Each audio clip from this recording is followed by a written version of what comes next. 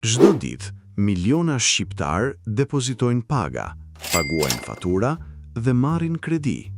Por pak prej nesh e dinë realisht se çfarë ndodh me paratë tona pasi hynë në bankë. Ku shkojnë? Kush i përdor? Dhe si bëjnë bankat miliarda lek fitim me paratë tona? Sot do ta zbulojmë bashk. Banka nuk është thjesht një kasaforte e madhe ku ruhen paratë tua. Banka është një ndërmjetëse financiare.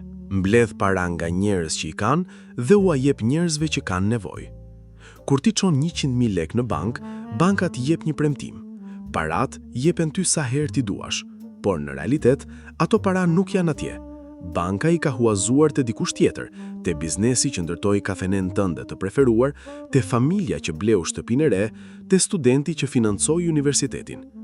Ky sistem quhet rezerva e pjesshme dhe është baza e gjithë sistemit bankar modern.